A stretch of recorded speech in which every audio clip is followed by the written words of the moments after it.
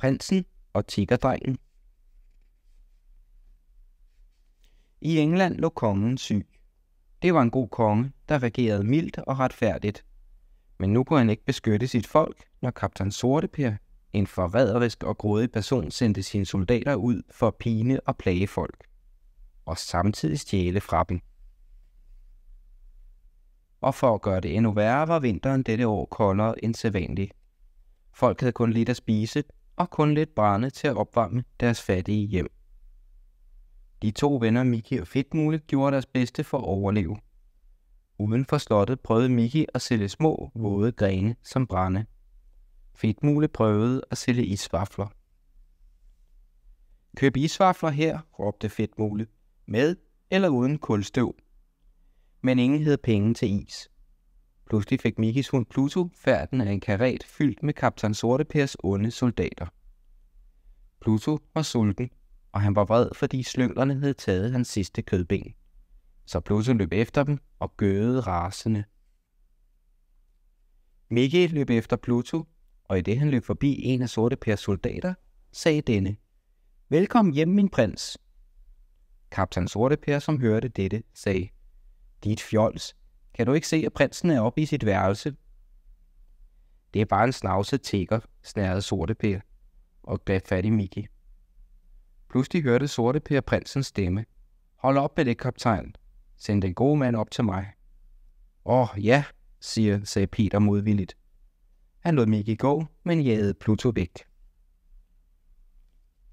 Mens Mickey ledte efter prinsens værelse, undrede han sig over, at prinsen ville se ham. Mickey tænkte så dybt, at han ikke så sig for og bumpede lige ind i en række rustninger. 2 tunge jernhjelme faldt lige ned over Mickeys og prinsens hoveder. Lidt efter, da de var kommet sig af forskrækkelsen, stirrede prinsen og Mickey chokeret på hinanden. "Du ligner mig fuldstændigt," stammede Mickey. "Nej, du tager fejl, lå prinsen. Det er dig, der ligner mig." Så fik prinsen en idé. Den bedste idé, han nogensinde havde fået. "Jeg er træt af at være prins," råbte han. "Det er så kedeligt. Jeg ser aldrig, hvordan livet er uden for slottets mure. Men det skal der laves om på nu." "Hvis vi bytter tøj," sagde han til Mickey, "så kan du leve som en prins i et stykke tid, og jeg kan gå frit rundt i mit kongerige en dag eller 2. Ligesom en hver anden borger." "Jeg ved ikke rigtigt," sagde Mickey nervøst. Han var ikke sikker på, at han havde lyst til at leve som en prins. Og hvis prinsen fandt ud af, hvor elendigt folk havde det, ville han styrte tilbage til slottet. Men prinsen fik sin vilje, som prinser altid gør. Efter at have byttet tøj med Mickey, kravlede prinsen ud af vinduet og sagde: "Du skal ikke være ked af det. Jeg vil give dig masser af tid til at spise og drikke og leve et rigt og kongeligt liv."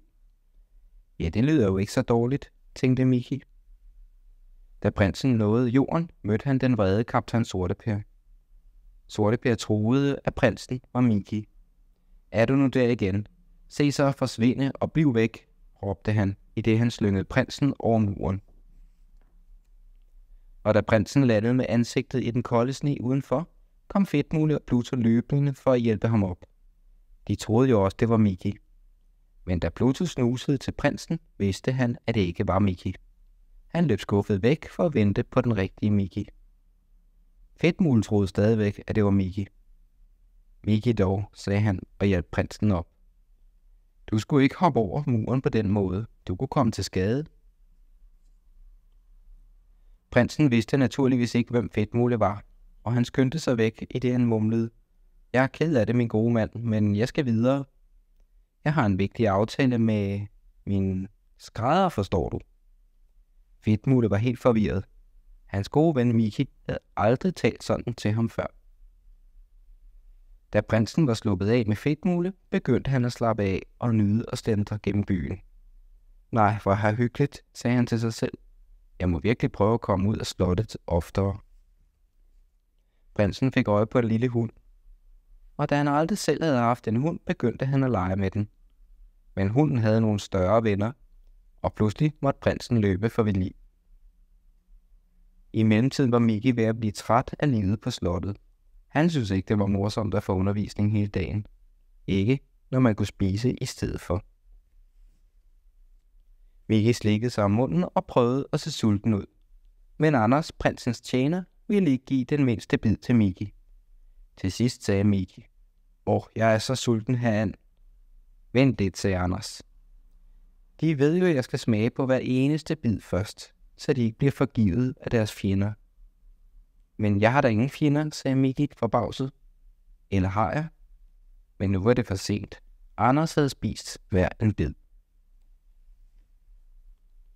Uden for slottet opdagede den rigtige prins til sin store forfærdelse, at den værste fjende byens borgere havde var kongens soldater.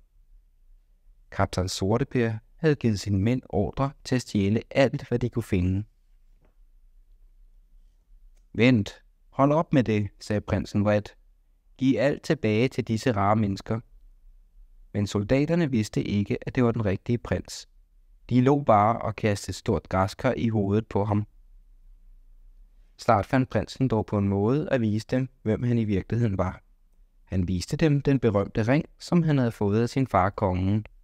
Og da lederen af kaptajn Sortepers 20 knægte så ringen, stoppede han og bukkede dybt for prinsen.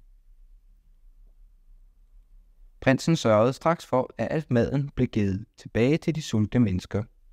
De klappede og råbte hurra for prinsen, og for hans far, den gode konge. Lad ham snart blive rask igen. Kaptajn Sortepers spioner fortalte ham, hvad der var sket, og kaptajn Sorteper fandt hurtigt prinsen og arresterede ham. Med prinsen i fangehullet ville Sorteper hurtigt få kontrol med hele kongeriget. Anders Alter fik at vide, at hans herre, den rigtige prins, var i fængsel, kom for at fortælle prinsen, at hans far, den gamle konge, var død.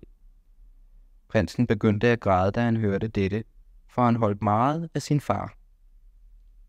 Pludselig dukkede en mørk skikkelse op med en stor økse. Det var den kongelige bøddel.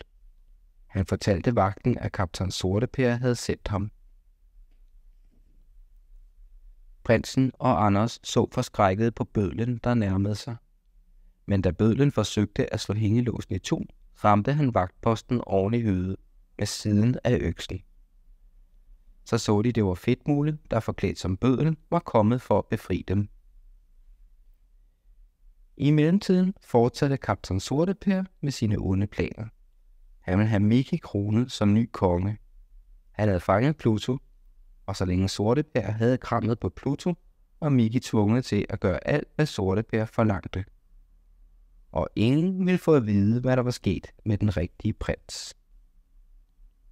Da kroningsceremonien var i gang, styrtede den rigtige prins, ledsaget af Anders og Fedtmule, ind i salen. Du er en skurk og en bedrager, kaptajn Sorteper, råbte prinsen.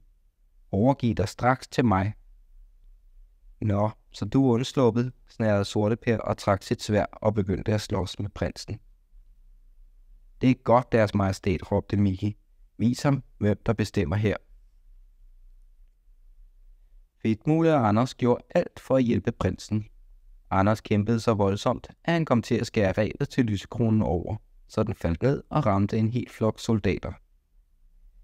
Snart var Sorteper overrumplet af den tapre prins, og byens borgere begyndte at strømme ind i salen. De var kommet for at hjælpe prinsen. De førte glade Sorteper og hans mænd afsted til et langt fængselsophold. Nu kunne biskoppen udføre den ceremoni, som alle havde ventet på. Den gode prins blev kronet til konge, og folk vidste, at de havde fået en hersker, der var venlig og gavmild. England var igen et lykkeligt land, takket være Miki, Fedtmule og Anders.